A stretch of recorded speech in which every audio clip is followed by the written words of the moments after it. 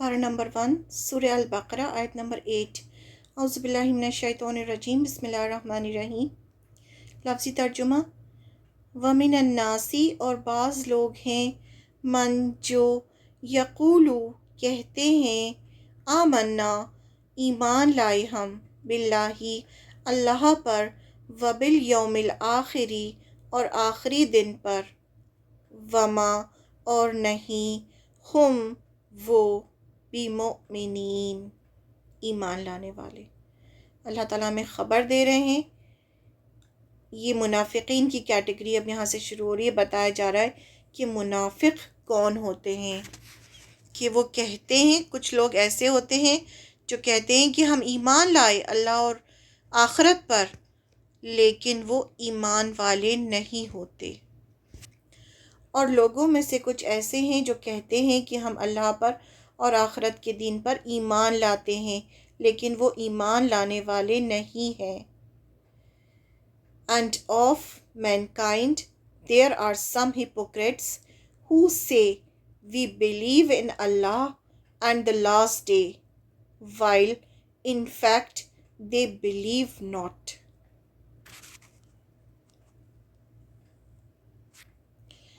और लोगों में से कुछ ऐसे हैं जो कहते हैं हम अल्लाह पर और आखिरत के दिन पर ईमान लाते हैं, लेकिन वो ईमान लाने वाले नहीं हैं। सूरह अल-फातिहा में हमने अल्लाह से हिदायत की दुआ मांगी, तो अल्लाह ताला ने सूरतुल बकरा में लोगों की कैटेगरीज और उनके अंजाम बता दिए।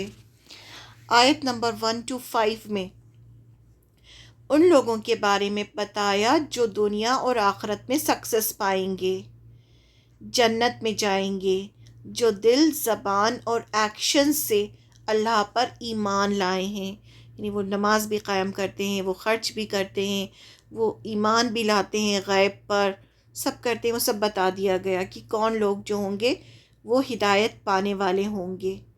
फिर आयत नंबर 6 और 7 में अल्लाह ताला ने बताया कि जो हक़ को देखते हुए भी इनकार करते हैं उन्हें दुनिया में भी सज़ा मिलती है और आखिरत में भी उनके लिए बड़ा अज़ाब है। और यही वो लोग हैं जिन पर अल्लाह का गज़ब हुआ, दुनिया में भी होता है गज़ब और आखिरत में भी उन्हें सज़ा मिलेगी। अब आयत नंबर 8 से हम वो थर्ड कैटेगरी के लोगों के बारे में पढ़ेंगे जो सबसे ख़तरनाक कैटेगरी है, क्योंकि इनके लिए अज़ाब अलीम है, यानी सबसे दर्दनाक अज़ाब, और ये जहन्नम के सबसे निचले दर्जे में रहेंगे। यही लोग भटके हुए हैं, यानी ये जो लोग हैं ये भटके हुए भी हैं, और ये जो हैं जो काफिर जो हैं उनसे भी ज़्यादा इनका अंजाम बुरा होगा। काफिरों के लिए अज़ाब अज़ीम है, लेकिन इनके लिए अज़ाब अलीम है, बहुत दर्दनाक अज़ाब है। और ये जहन्नम के सबसे निचले दर्जा जो सबसे ख़तरनाक होगा उसमें ये लोग रहेंगे। तो अब इनके बारे में बता रहा है कुरान हमें, इसलिए इनके बारे में कुरान में बहुत सारी आयतें हैं ताकि हम ख़ुद को चेक कर लें कि कहीं इनमें से कोई कैरेक्टर हमारे अंदर तो नहीं। कुरान जो है वो आईना है। जब हम कुरान पढ़ना शुरू करते हैं तो हमें अपना अंदर का दिखाई देना शुरू हो जाता है कि हम कैसे हैं और हमें क्या करना है और हमें क्या नहीं करना, और हमें ये पता चलता है कि अगर हम ये करेंगे तो इसका अंजाम ये होगा और अगर ये करेंगे तो अंजाम ये होगा। अल्लाह ताला ने सब कुछ वाज़े कर दिया है कुरान में। जब आप सल्लल्लाहु अलैहि वसल्लम को अल्लाह ताला ने पैगंबर बनाया तो आपकी पर्सनालिटी ऐसी थी कि आप सादिक और अमीन मशहूर थे। सादिक यानी सच्चे और अमीन यानी अमानतदार, ट्रस्टवर्दी, इसी नाम से सब आपको जानते थे। तो जब इंसान खुद सच्चा होता है तो वो सामने वाले से भी एक्सपेक्ट करता है कि वो भी उससे सच कहे।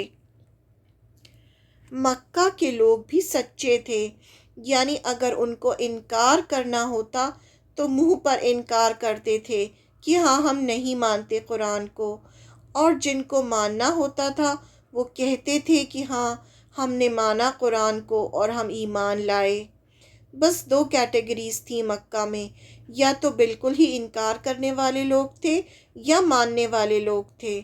ہپوکریٹس یعنی منافقین نہیں تھے۔ مکہ میں آپ صلی اللہ علیہ وسلم 13 سال لوگوں کو اسلام کی طرف، ایک اللہ کی طرف بلاتے رہے۔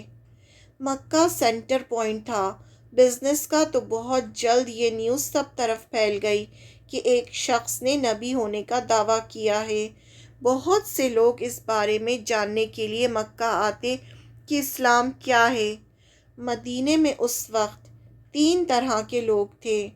ایک تو جیوز تھے، یعنی یہودی جو اہل کتاب کہلاتے تھے، پیپل آف بک، ان کے پاس تورات تھی، اللہ کی آسمانی کتاب جو اللہ نے موسیٰ علیہ السلام کو دی تھی۔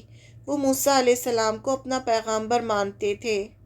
سیکنڈ کیٹیگری نان مسلمز کی تھی جو بتوں کی عبادت کرتے تھے، اور تھرڈ کیٹیگری ایسی تھی جو بہت نرم تھے۔ جب ان کو آپ صلی اللہ علیہ وسلم کے بارے میں پتہ چلا تو وہ مسلمان ہو گئے۔ وہ اوس اور خزرج قبیلے کے لوگ تھے جو مسلمان ہونے سے پہلے آپس میں لڑتے جھگڑتے تھے۔ تو جو نان مسلمز کا گروپ تھا اس میں سے ایک آدمی تھا عبداللہ بن ابی۔ اب کیا تھا، مدینے میں جو یہود تھے ان کے 3 قبیلے تھے، بنو نذیر، بنو قینقاع، بنو قریظہ۔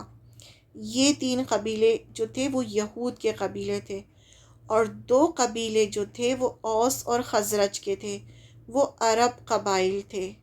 اب اوس اور خزرج میں سے جو کچھ لوگ تھے وہ تو مسلمان ہو گئے، اور کچھ لوگ جو تھے وہ مسلمان نہیں ہوئے۔ اب یہ جو عبداللہ بن ابی تھا اس کو منافقوں کا سردار کہا جاتا ہے۔ ہم اس کے بارے میں تھوڑا سا پڑھیں گے تو یہ آیتیں ہمارے لیے سمجھنا آسان ہو جائے گا۔ یہ خزرج قبیلے سے تھا۔ جو اوس اور خزرج جو قبیلے تھے اس میں سے جو خزرج قبیلہ تھا اس میں سے تھا یہ، جو کہ بظاہر بہت ہی اٹریکٹیو پرسنالٹی کا مالک تھا اور بہت ہی اچھے سے بات کرتا تھا، بہت ہی سافٹ اسپوکن تھا، یعنی بظاہر دکھنے میں وہ بہت بہت اچھا تھا۔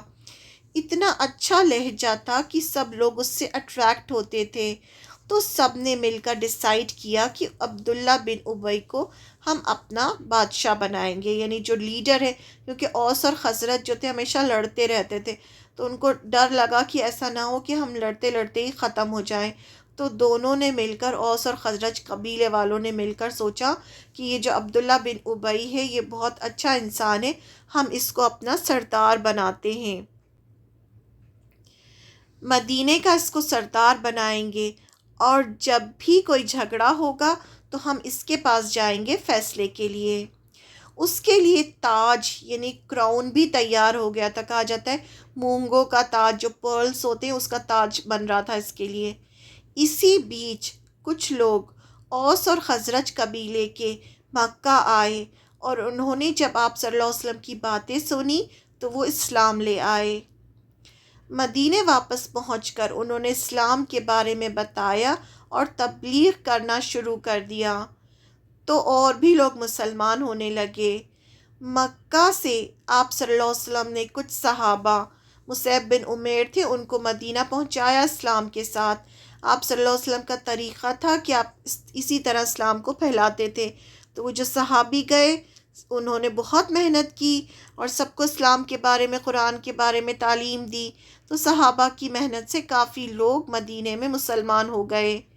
پھر وہ ایسے مسلمان ہوئے کہ انہوں نے آپ صلی اللہ علیہ وسلم کے پاس آ کر آپ سے بیعت لی، جو بیعت عقبہ تھی، یعنی آپ کے ساتھ قسم کھائی کہ آپ صلی اللہ علیہ وسلم کا ہر حال میں ساتھ دیں گے، یعنی آپ مکہ چھوڑ دیں، مکہ والے آپ کو اتنا پریشان کر رہے ہیں، آپ مدینے آئیں۔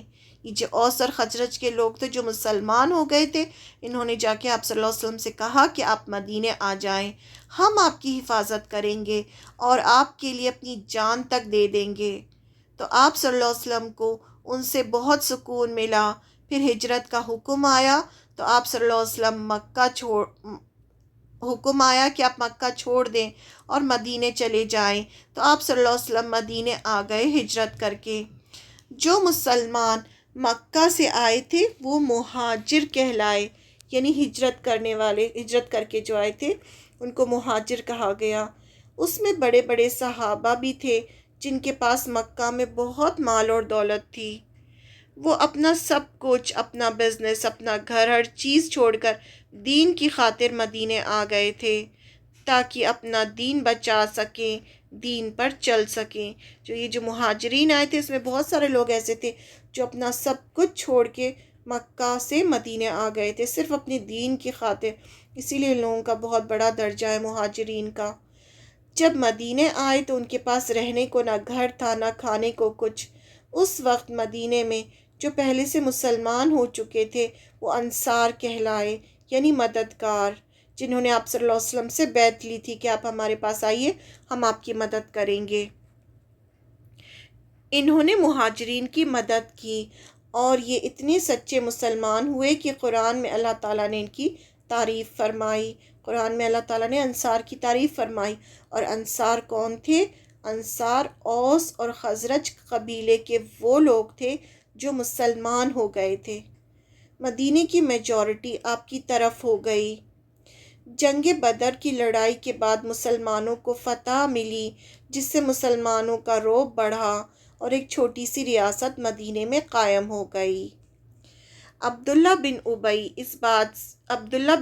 کو اس بات سے بہت تکلیف ہوئی کہ اس کو لیڈر ماننے کی بجائے سب نے آپ صلی اللہ علیہ وسلم کو اپنا لیڈر مانا، یعنی اس کو جو ہے وہ سردار اپنا بنانے ہی والے تھے، اس کے لیے تاج بھی بن گیا تھا۔ اور اسی بیچ آپ صلی اللہ علیہ وسلم ہجرت کر کے مکہ سے مدینے آ گئے۔ اب جب مدینے آئے تو بہت سارے لوگ جو تھے وہ سب آپ صلی اللہ علیہ وسلم کو اپنا لیڈر بنا لیا انہوں نے، اور سب ان کو ماننے لگے، تو اس کو سب نے چھوڑ دیا۔ اسے سمجھ میں نہیں آیا کہ کیا کرے، کہ ان سے جنگ بھی نہیں کر سکتا تھا کیونکہ آپ کے ساتھ بہت سے لوگ تھے اور اسی کے قبیلے کے لوگ تھے، مدینہ کے ہی لوگ تھے، تو کیسے جنگ کرتا؟ اپنے آپس کے لوگوں سے جنگ کرتا۔ اس نے پہلے تو لوگوں کو آپ صلی اللہ علیہ وسلم کے خلاف بھڑکانے کی کوشش کی۔ اس نے کیا کیا؟ مکہ کے جو مشرکین تھے ان سے بھی مل کر آپ صلی اللہ علیہ وسلم کے خلاف چالیں چلنے کی کوشش کی، لیکن جب دیکھا کہ کوئی فائدہ نہیں تو اس نے سوچا کہ ہم بھی بظاہر مسلمان ہو جاتے ہیں اور ان کے اندر شامل ہو کر ان سے بدلہ لیں گے۔ جب اس نے دیکھا کہ کوئی راستہ نہیں ہے ان کو ہرانے کا، تو پھر ان لوگوں نے سوچا کہ یہ جو منافق عبداللہ بن ابی تھا اور اس کے ساتھ ہی جو تھے، جو اس کے ساتھ تھے، انہوں نے سوچا کہ ہم سب کیا کرتے ہیں، بظاہر مسلمان ہو جاتے ہیں اور پھر مسلمان ہو کے انہیں تکلیف دیں گے۔ یہ گروپ منافقین کہلایا۔ منافقین یعنی ہپوکریٹس، اندر سے کچھ اور باہر سے کچھ، جن کے اندر نفاق ہوتا ہے۔ نفاق یعنی دل میں کچھ اور زبان پر کچھ اور۔ یہ بہت خطرناک چیز ہوتی ہے، جو انسان کے دل میں ہو وہی زبان پہ ہونا چاہیے۔ یعنی اگر آپ کو کسی سے مل کر خوشی نہیں ہوئی ہے تو زبان سے کبھی نہ کہیں کہ مجھے آپ سے مل کر خوشی ہوئی ہے، کیونکہ جب ہم کسی سے ملتے ہیں تو ہم اس سے کہتے ہیں ہمیں آپ سے مل کر بہت خوشی ہوئی، لیکن دل میں ہمیں خوشی نہیں ہو رہی ہوتی، تو پھر ایسے کیسز میں چپ رہنا چاہیے، خاموش رہنا چاہیے، لیکن زبان سے غلط بات نہیں کرنا چاہیے کہ دل میں کچھ ہو زبان پہ کچھ ہو، کیونکہ یہ جو ہوتی ہے منافقت ہوتی ہے اور یہ بہت خطرناک چیز ہوتی ہے اور اس کے لیے دردناک عذاب ہے۔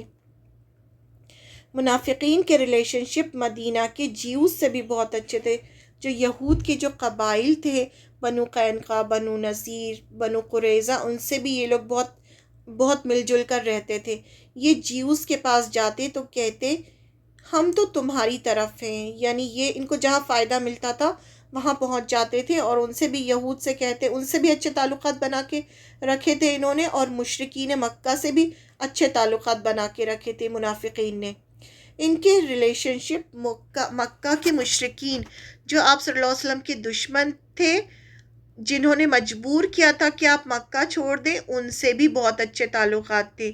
ان کی پالیسی تھی کہ سب سے اچھے سے بنا کر رکھنا، کسی سے بھی دشمنی نہیں کرنا، سب سے فائدہ حاصل کرنا۔ ان کے اندر دنیا کی محبت کوٹ کوٹ کر بھری ہوئی تھی۔ ان کو شک تھا کہ جو اسلام پیش کر رہا ہے، پتہ نہیں سچ ہے یا نہیں، پتہ نہیں قیامت آئے گی کہ نہیں آئے گی۔ دین میں شک تھا، اسلام میں ان کو شک تھا۔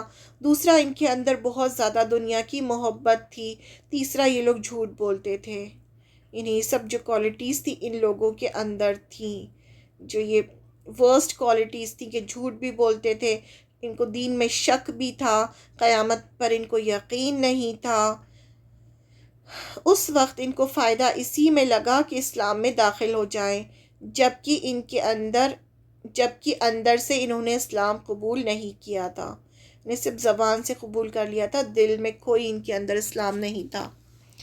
اللہ تعالیٰ نے قرآن کے ذریعے آپ صلی اللہ علیہ وسلم کو ان کے بارے میں خبردار کیا۔ جب آپ صلی اللہ علیہ وسلم مدینہ گئے، آپ کو تو نہیں پتہ تھا کس کے دل میں کیا ہے۔ کسی نے آ کر کہا کہ میں مسلمان ہوں تو آپ خوش ہو جاتے تھے کہ یہ مسلمان ہے۔ تو اللہ تعالیٰ نے سورہ بقرہ میں جو مدینہ میں نازل ہوئی تھی، آپ کو ان لوگوں کے بارے میں بتایا کہ دیکھیے کچھ لوگ ایسے ہیں جو اوپر سے آ کر کہتے ہیں کہ ہاں ہم ایمان لائے اور ہم آخرت پر ایمان لاتے ہیں، جبکہ وہ ایمان والے نہیں ہیں۔